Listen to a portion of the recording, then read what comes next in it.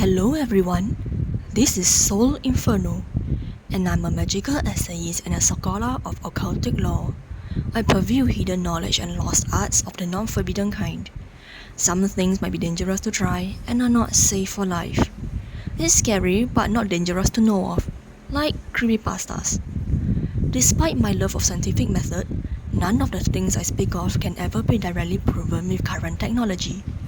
If you are involved in the occultic world, kindly run all the things you have learned here through your own channels and guides, and do not copy wholesale or practice and regurgitate without passing through your own filter.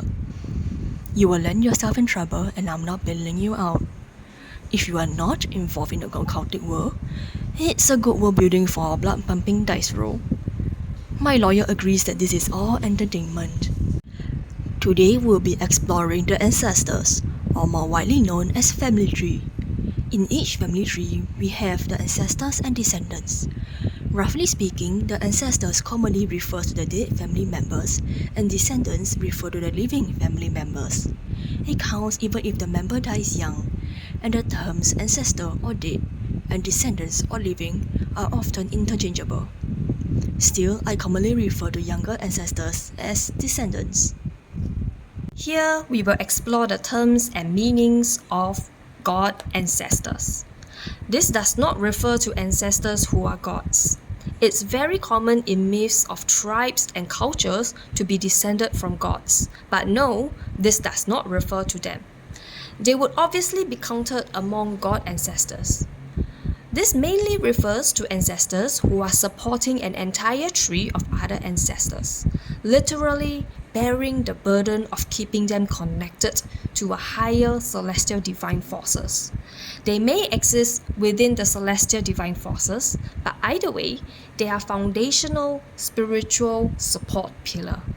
It takes a massive amount of enlightened progeny in any form to elevate a person's spirit into pseudo or explicit godhood. It's an extremely difficult position to obtain that actually carries a silent risk.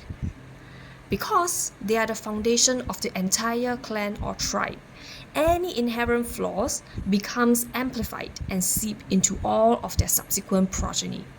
From a human perspective, this shows itself as a family flaw, a cultural aspect, anal retentive traditions, or generational trauma. From a celestial perspective, stepping into divinity opens themselves to being struck and tested by divine trials. Like what the tower card represents, a sudden force of spirit and nature, striking a tower built on weak foundations, shaking it to its very core, throwing out the tower's chained victims. While this may seem vengeful or spiteful, it's actually a normal occurrence. When a tree grows high enough, it battles the wind and rain, lightning storms, fires, droughts, and storms. For the ones on the ground zero, it is unfortunately extremely personal and painful. There is no shortage of those who wail against the gods for honestly natural forces. That said, if the tree managed to catch the attention of a god in a positive manner, empowerment, enlightenment, strength, and duty can be passed down to the rest through the god ancestor. Spirit ancestors. Spirit ancestors can be the tribe's elder guides, but are more often ancestors of non-human origin. They can be peripheral guides or ancestors, akin to totem and power animals, or creatures with an affinity towards a family tree. Every culture sees them slightly different and may not distinguish them from human ancestors. In certain cultures, the populace may be mythologically descended from spirit animals, god animals, spirit favored, and the likes. In this case, since their existence is foundational to the family tree, those ancestors are considered god ancestors and not solely spirit. Spirit ancestors can take the form of animal or plant familiars that are passed down through the family. They may constantly reappear for generations uncounted. However, they may not consider themselves the ancestor of the family, just the neighbor that finds those kids so fugly to the point that they are lovable. Ascended ancestors. Not all ancestors stay within the family. Some reincarnate or incarnate into different family trees. Some may not even end up human. Whether they shed the human ties and bindings, they can become and live as animals, insects, fishes, or plants. Some achieve a new level of spirituality, shedding the human flavor to become something else, closer to divinity, closer to elements, or embark on a spiritual pilgrimage or quest. Some can also move from planes of existence. Unless others have a way to detect or see into foreign planes, these ancestors would seem to have gone missing. For those that travel far, not all of them return, and most never the same. Tree linked. For those that are born in a different family tree, they may still carry faint ties to their old family tree. In the cases that they choose to continue maintaining old ties, they eventually link up different family trees. It's extremely normal for family members to be reborn elsewhere, like injecting new blood into inbred families. Some senior spirits can make the decision to transfer or adopt from other family trees. This widens the tree's resource availability and strengthens old connection and ties. Each new addition from another family tree brings a new flush of knowledge and experience. Of course, not all family trees are as welcoming to members already belonging to other families, particularly those with prior vendetta. Things can get very complicated in insular family trees. Those trees also often do not stand long. There are much more in the spirit world than other spirits, including creatures most might not even know how to classify. Lineage linchpin.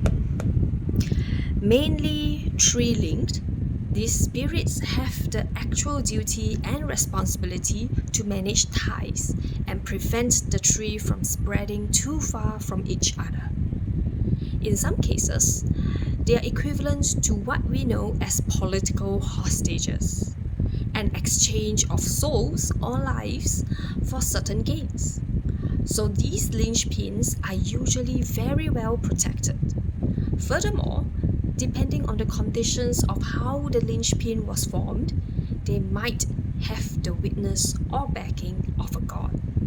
So harming these linchpins is going to net the family tree an actual familiar extinction. When it comes to a god's property or favor, you can't mess around. Unfortunately, many have, and it results in the next section. Karmic burden. Well, somewhere along the line, something went wrong. It's hard to say how and what form this takes, but in my personal experience, too many people farfooed. It's not pretty. Once a family tree becomes scheduled for destruction, they essentially become free real estate and more. It's not only an exercise in cruelty, but of a creative damnation as well. Some decision usually sets forth from the celestial plane, and there may be voting involved with those who worshippers are included. And if the god ancestor are esteemed enough, invited to participate as well. Some higher spirits whose voice will not be taken into account may peek in if they can. The level of power and sight itself is a barrier, so people may be surprised at how unguarded these councils are. If you are good enough to peek into celestial decisions, you're good enough. Congratulations. Sadly, plenty of living people will claim God's words, karma, ancestral will, and whatnot to bring legitimacy to a genocide or ethnic cleansing. And then the cycle of curses and damnation continues. It's not easy for them to end up like that, but it happens far too often for the most menial of reasons. Dead weight. Not all the dead end up being guides for their families living. Some just hang around. These guys strain on the god ancestor and the rest of the weight-bearing spirits.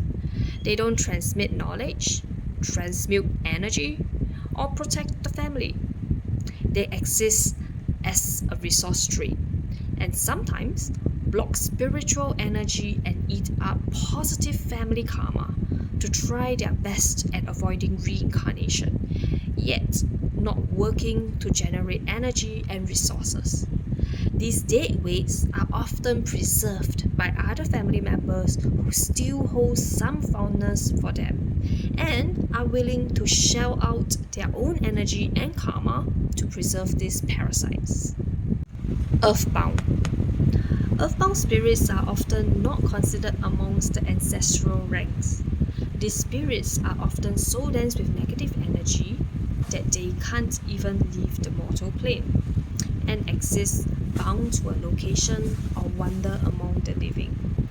They are not those who chose to incarnate into the mortal realm as a spirit or live within ancestrally connected points, like redwood trees housing the spirits of certain Native American tribes. Earthbound spirits are often lost and confused. Many do not know why they are not in the magical land of preferred afterlife. For those that refuse to leave so they can watch over loved ones in a closer manner, they may become earthbound in time, as they slowly lose their wisdom and their planar traveling abilities decay with disuse. Some spirits can genuinely come and go as they please, and are not in any way threatened by the passage of time, but those are far and few in between. I usually consider this human harassing stuck spirit ghosts. Exile. When a spirit gets cut off their family tree, they are now forced to wander within the plane of spirits or humans. It's done by some trees as punishment or to cover their asses. In Asian civilizations, exile was considered an extreme punishment, as it is hard to survive alone. For spirits, it may not work the same. While some spirit trees are hostile against what is literally a free spirit, others can choose to adopt them. For the malevolent spirits or spiritual creatures that exist, these unclaimed spirits are essentially free goodie bags. Sometimes they can be caught by sorcery and black magic. Other times they get eaten. We have now reached the end. Stay tuned for the next research summary. We will further explore other basics and dive into occultic subjects. Goodbye!